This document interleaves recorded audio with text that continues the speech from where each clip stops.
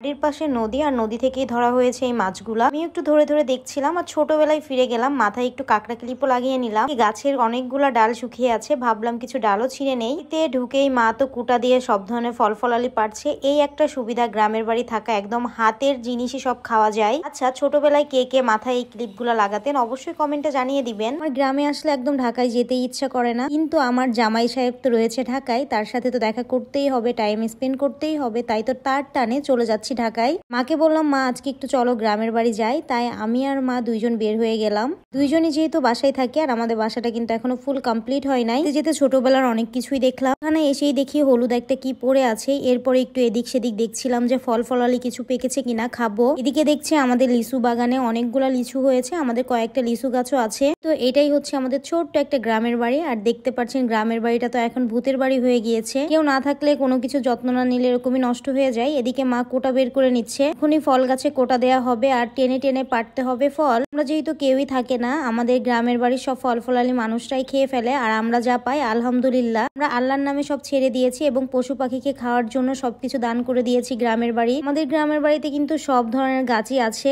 এদিকে কিছু দেখতেছিলাম শুকনা শুকনা পাম পাতা হয়ে আছে, ভাবলাম পাম পাতা গুলা ঝুলে ঝুলে ছিঁড়ে ফেলি। ছাদে একটা চুলা বানাবো মোহাম্মদপুরের বাসায়, তাই কিছু খড়িও লাগবে। এখন ভাবলাম সবাইকে নিয়ে একটু কাকির পালানে যাই। সে বাড়ির কাকির এই পালানটা খুবই পছন্দের। এখানে আবার একটা আমও পচে গিয়েছিল, যে আমটা আমি ছিঁড়ে ফেলে দিয়েছি, দেখতেই পেরেছেন আগের ভিডিওতে। এদিকে একটা ভাইয়া তাদের ঘোড়া গোসল করাতে নিয়ে এসেছিল নদীতে, তার ঘোড়াটাকেও একটু দেখলাম, আর ঘোড়ার বাচ্চাটাকে অনেক বেশি কিউট লাগছে। সবাই মিলে দেখলাম যে এই ক্লিপগুলা ছিঁড়ছে, ওদের দেখা দেখে আমিও গেলাম, আর সবাই আমাকে বলতেছে যে তোমার মাথায় পড়াই দেই। আমি বলছি আমি কিন্তু তোমাদেরকে ভিডিও করব, সবাই রাজি। সো সবার সাথেই ভিডিও করা হলো। এটা ছিল পাশের বাড়ির একটা ভাইয়ের মেয়ে, খুবই সুইট। সে আমার প্রত্যেকটা মাথায় অনেকগুলা ফুল দিয়ে দিচ্ছে, ও কিন্তু অনেক বেশি মিশুক আর অনেক বেশি ভদ্র। যতক্ষণ আমি ভিডিও করছি ততক্ষণ আমার সাথেই থাকবে, আমি কোনোভাবে ওকে সরাতে পারলাম না। ছোটবেলায় তো এই কাঁকড়া ক্লিপগুলো মাথায় দিয়ে বলতাম ক্লিপ দিয়েছি, আজকেও একটু স্মৃতিচারণ করলাম। ঠিক ওরাও অনেক বড় হওয়ার পরে এই ভিডিওটা দেখলে ভাববে যে ছোটবেলায় কত বেশি দুষ্টুমি ফাজলামি খেলাধুলা করেছি।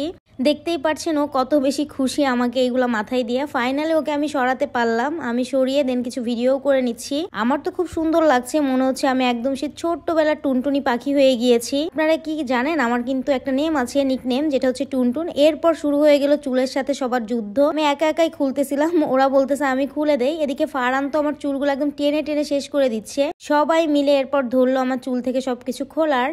এরপরে চোখ যায় যে জেলে ভাই আসছে, আর জেলে ভাইয়ের কাছে অনেক তরতাজা মাছ, যেগুলো আমাদের নদীতেই পাওয়া যায়। আমাদের বাড়িটা একদম মধুমতি নদীর পাশ ঘেঁষে, সো এখানে আমরা তাজা তাজা অনেক মজার মজার মাছ পাই। যারা এই ভিডিওটা দেখবেন, যারা আমাদের এই প্রকৃতিকে মিস করেন, তারা কিন্তু একটা করে কমেন্ট করে যাবেন। দেখতে পাচ্ছেন আমাদের নদীর পাড়টা কত বেশি সুন্দর। মাছ ধরে এখন হাতটা ক্লিন করতে হবে, তাই নদীর পানি থেকেই ক্লিন করে নিচ্ছিলাম।